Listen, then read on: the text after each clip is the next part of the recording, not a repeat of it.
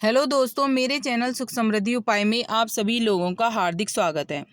जैसा कि कहानी सुनने का महत्तम सुनने का बहुत महत्व रखता है।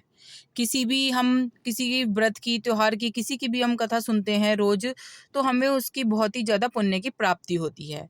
तो आज हम सुनाने जा रहे हैं पितृपक्ष की कथा। सुनते हैं।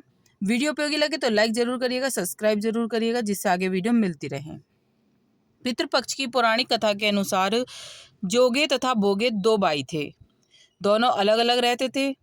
जोगे धनी था और भोगे निर्धन। दोनों में परस्पर बहुत प्रेम था।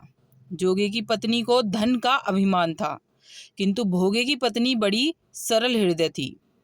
पितृपक्ष आने पर जोगे की पत्नी ने उससे पितरों का श्राद्ध करने के लिए कहा, तो जोगे उसे व्यर्थ का कार्य समझकर टालने की चेष्टा करने लगा। किंतु उसकी पत्नी बहुत समझती थी कि यदि ऐसा नहीं करेंगे तो लोग बातें बनाएंगे। फिर उसे अपने मायके वालों को दावत पर बुलाने और अपनी शान दिखाने का यह उचित अवसर लगा। अतः वह बोली, आप शायद मेरी परेशानी की वजह से ऐसा कह रहे हैं, किंतु इससे मुझे कोई परेशानी नहीं होगी। मैं भोगे की पत्नी को बुला लूंगी, दोनों मिलकर सारा काम कर लेंगी। फिर उसने जोगे को अपने पीहर न्योता देने के लिए भेज दिया। दूसरे दिन उसके बुलाने पर भोगी की पत्नी सुबह सवेरे आकर काम में जुट गई।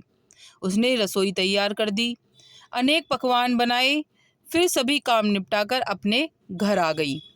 आखिर उसे भी तो पितरों का श्राद्ध तर्पण करना था। इस अवसर पर न जोगे की पत्नी ने उसे रोका और न ही वह रुकी। शीघ्र ही दोपहर हो गई। पितर भूमि पर उतरे। जोगे भोगे के पितर पहले जोगे के यहाँ गए तो क्या देखते हैं कि उसके ससुराल वाले यहाँ भोजन पर जुटे हुए हैं। निराश होकर वे भोगे के यहाँ गए। वहाँ क्या था, मात्र पितरों के नाम पर अग्यारी दे दी गई थी। पितरों ने अपनी राख चाटी और भूखे ही नदी के तट पर जा पहुँचे। थोड़ी देर में सारे पितर इकट्ठे हो गए और अपने अपने यहाँ के श्राद्धों की बड़ाई करने लगे। जोगे भोगे के पितरों ने भी अपनी आप बीती सुनाई। फिर वे सोचने लगे, अगर भोगे समर्थ होता तो शायद उन्हें भूखा न रहना पड़ता, मगर भोगे के घर में तो 2 जून रोटी भी खाने को नहीं थी। यही सब सोचकर उन्हें भोगे पर दया आ गई। अचानक वे नाच नाच कर गाने लगे, भोगे के घर धन हो जाए, भोगे के घर धन हो जाए। सांझ होने लगी। भोगे के बच्चों को कुछ भी खाने को नहीं मिला था। उन्होंने माँ से कहा, भूख लगी है।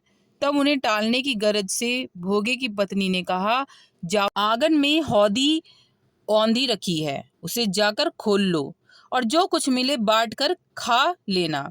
बच्चे वहां पहुंचे तो क्या देखते हैं कि हौदे में मोहरी से भरी पड़ी है।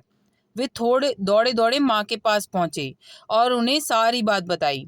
आंगन में आकर भोगे की पत्नी ने यह सब देखा तो वह भी हैरान रह गई। इस प्रकार भोगे भी धनी हो गया, मगर धन पाकर वह घमंडी नहीं हुआ। दूसरे साल पितृपक्ष आया। श्राद्ध के दिन भोगे की स्त्री ने 56 प्रकार के व्यंजन बनाए, ब्राह्मणों को बुलाकर श्राद्ध किया, भोजन कराया, दक्षिणा दी और जेठ जिठानी को सोने चांदी के बर्तनों में भोजन कराया। इससे पितर बड़े प्रसन्न हुए और तृप्त हुए। ऐसे ही आपको पता लगा कि किस तरह से हमारे पितर खुश होते हैं। पितरों के आशीर्वाद में इतनी ताकत होती है कि गरीब को भी मालदार बना देते हैं। तो पितर का आशीर्वाद लेते रहिए और कथा का श्रवण करते रहिए। वीडियो उपयोगी लगे तो लाइक सब्सक्राइब जरूर करिएगा, जिससे आगे वीडियो मिलती रहे और मेरे चैनल पे और भी वीडियो